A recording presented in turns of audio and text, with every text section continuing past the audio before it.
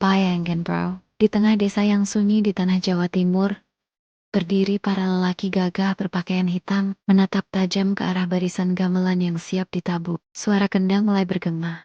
Dan tiba-tiba muncul sosok raksasa berkepala singa dengan bulu merak menjulang tinggi, giginya mencuat, matanya menyala, dan setiap gerakannya seperti membawa aura magis dari masa lalu. Itulah Reok Ponorogo, salah satu pertunjukan paling legendaris di Nusantara. Tapi, di balik gemuruh musik dan topeng besar itu, ternyata ada kisah tentang perlawanan, keberanian, dan kebijaksanaan leluhur kita. Reok bukan sekadar tarian bro, ia adalah simbol, suara dari rakyat yang ingin berbicara tanpa kata. Ceritanya dimulai di akhir masa kejayaan Majapahit, sekitar abad ke-15. Waktu itu, negeri yang dulu megah mulai goyah. Raja sibuk dengan urusan istana, sementara rakyat menderita di bawah tekanan. Nah, di tengah situasi itu, ada seorang tokoh bernama Ki Ageng Kutu, abdi setia Majapahit yang dikenal cerdas dan pemberani. Tapi lama-lama, dia muak melihat kelakuan para pejabat yang cuma mikirin diri sendiri. Ki Ageng Kutu akhirnya memilih jalan berani dia, menciptakan sebuah seni pertunjukan yang kelihatannya cuma hiburan, tapi isinya sindiran tajam buat penguasa. Dia kasih nama Reok.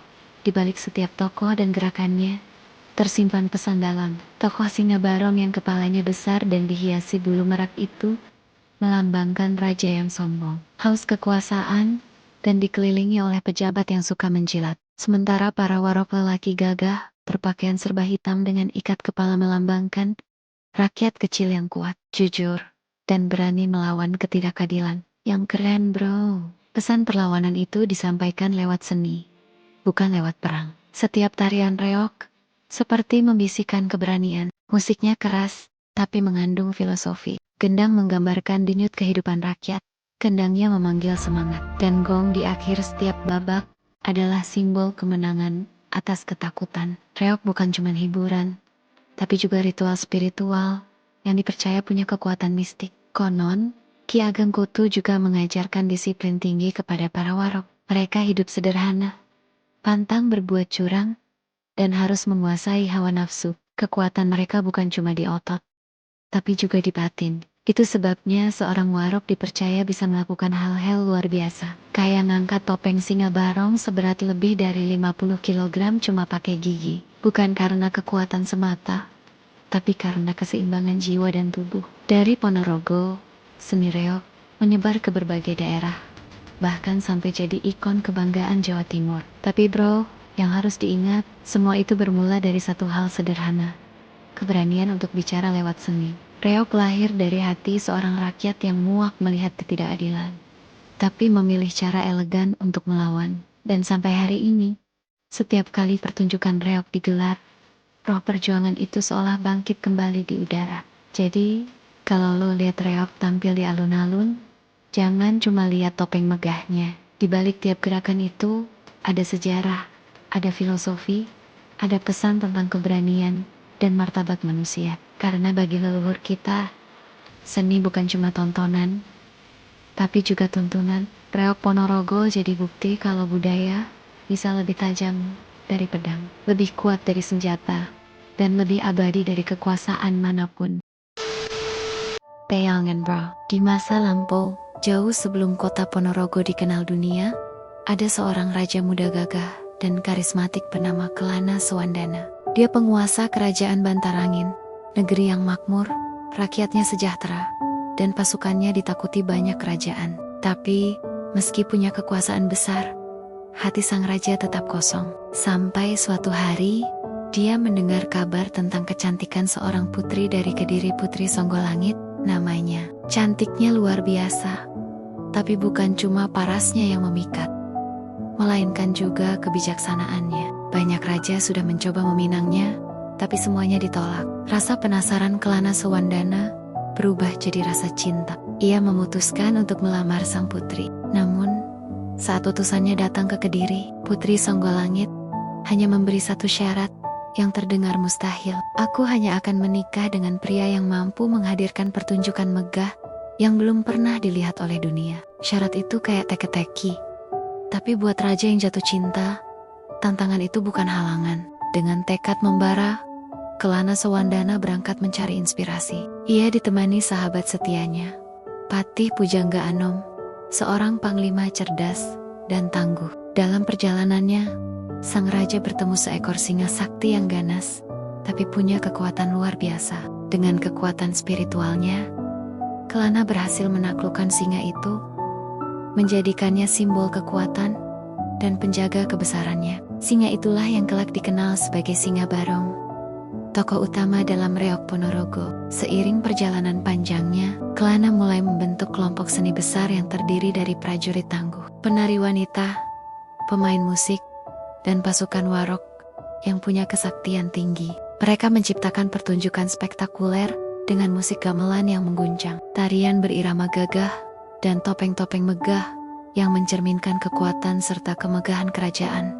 Setiap elemen punya arti. Warok melambangkan keberanian dan kesetiaan, Jatil penari kuda menggambarkan keanggunan dan semangat muda, sedangkan Singa Barong menjadi simbol keberanian dan pengendalian diri. Ketika rombongan itu tampil di depan rakyat, semua terpukau. Suara kendang berpadu dengan teriakan semangat, dan bulu merak yang menjulang tinggi di kepala Singa Barong seolah menari di bawah sinar matahari. Pertunjukan itu bukan cuma indah tapi juga penuh jiwa. Orang-orang percaya inilah pertunjukan megah yang diminta Putri Songgolangit. Reog lahir dari cinta, keberanian, dan pengorbanan. Namun, di balik kisah romantis itu, banyak juga yang percaya kalau legenda ini punya makna lebih dalam. Raja Kelana Sewandana melambangkan manusia yang berjuang melawan nafsu dan keangkuhannya sendiri. Singa Barong adalah simbol dari hawa nafsu yang harus ditaklukkan. Sedangkan Pujangga Anom mewakili kebijaksanaan dan pengendalian diri. Jadi, setiap kali reog dimainkan, sejatinya kita sedang melihat kisah spiritual manusia tentang cinta, ambisi, dan pencarian keseimbangan hidup. Dan lo tahu bro, sampai sekarang, setiap kelompok reog Ponorogo yang tampil, mereka selalu mengawali pertunjukan dengan doa dan ritual khusus. Karena reog bukan sekadar tarian, tapi juga bentuk penghormatan kepada leluhur dan semesta. Para penarinya harus dalam kondisi bersih, baik fisik maupun batin. Karena mereka percaya tanpa kesucian hati, reog tidak akan punya roh. Begitulah legenda Raja Kelana Sewandana dan Putri Songgolangit bukan cuma kisah cinta biasa. Ia adalah cermin kehidupan, bahwa segala sesuatu yang indah membutuhkan perjuangan, bahwa kekuatan sejati bukan dari otot atau senjata, tapi dari tekad dan keikhlasan. Jadi bro, setiap kali lo lihat reog tampil di jalanan, di alenalan, atau di acara budaya, ingatlah, di balik setiap tarian itu, ada cinta yang diperjuangkan, ada nilai kesetiaan yang dijaga, dan ada warisan yang diwariskan oleh leluhur kita. Karena reog bukan sekadar pertunjukan dari Ponorogo, ia adalah cerita tentang manusia dan makna hidup itu sendiri. Pernah nggak bro lo ngerasa kagum waktu lihat reog Ponorogo tampil di jalan? Musiknya keras, teriakan penarinya membahana, dan topeng Singa Barongnya. Gila, berat banget, tapi tetap bisa digerakin cuma pakai gigi. Tapi di balik semua kemegahan itu, sebenarnya ada pesan yang jauh lebih dalam dari sekadar hiburan. Reog Ponorogo itu bukan cuma seni tari bro. Ia adalah roh budaya, warisan dari perjuangan, dan simbol jati diri bangsa yang gak boleh hilang begitu aja. Kalau lo perhatiin, dari cerita sejarah Ki Ageng Kutu sampai legenda Raja Kelana Sewandana, semuanya punya benang merah yang sama, keberanian, cinta, dan kehormatan. Ki Ageng Kutu berani bersuara lewat seni, menentang penguasa dengan kecerdikan, bukan dengan pedang. Sementara Kelana Sewandana berjuang demi cinta dan kehormatan, gak nyerah meski rintangannya berat. Dan dari dua cerita itu, kita bisa lihat satu hal yang jelas. Reog adalah simbol tentang bagaimana manusia seharusnya hidup, kuat, jujur, dan setia pada nilai-nilai kebenaran. Tapi bro, zaman udah berubah. Sekarang kita hidup di era serba digital, di mana budaya luar gampang banget masuk lewat layar handphone.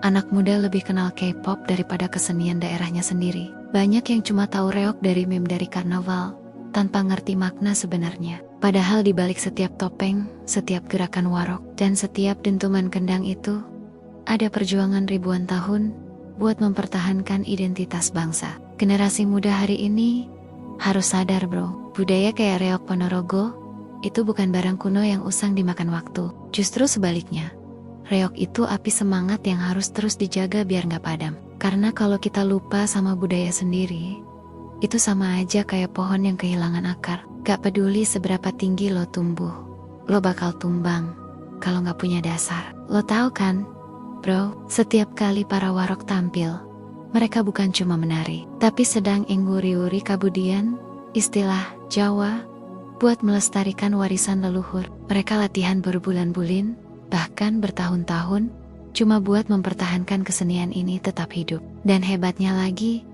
mereka gak cuma tampil di Ponorogo, tapi juga udah keliling dunia. Di luar negeri, banyak yang kagum karena belum pernah lihat pertunjukan sekeren itu. Itu bukti bro, kalau budaya kita tuh punya nilai yang gak kalah sama budaya manapun di dunia. Tapi semua itu gak akan berarti kalau generasi mudanya cuma jadi penonton. Kita gak harus semua jadi penari atau pemain gamelan, tapi minimal kita harus jadi penjaga nilai. Jaga dengan cara lo masing-masing, bisa lewat konten, lewat film, lewat musik modern yang tetap bawa unsur tradisi. Dunia udah berubah, tapi semangatnya jangan ikut hilang. Karena budaya cuma bisa hidup kalau masih ada yang peduli. Reok Ponorogo ngajarin kita banyak hal bro. Tentang bagaimana keberanian bisa dibungkus dalam keindahan. Tentang bagaimana kekuatan bisa selaras dengan ketenangan. Dan tentang bagaimana warisan leluhur bisa tetap hidup meski zaman berganti. Jadi jangan pernah malu sama budaya sendiri. Justru banggalah, karena dari reok kita belajar bahwa menjadi Indonesia itu keren. Dan di akhir semua ini, gue cuma mau bilang satu hal. Selama kendang reok masih ditabuh, selama bulu merak masih menari di bawah langit Ponorogo, selama masih ada anak muda yang mau belajar dan menghargai budaya, maka reok gak akan pernah mati. Karena selama semangat itu hidup di hati kita, berarti Indonesia masih punya jiwa. Baiklah teman-teman, sampai di sini dulu perjumpaan kita kali ini. Jangan lupa like, subscribe, dan bagikan video ini kepada orang-orang tersayang kalian. Ketemu lagi di video selanjutnya. Sampai jumpa.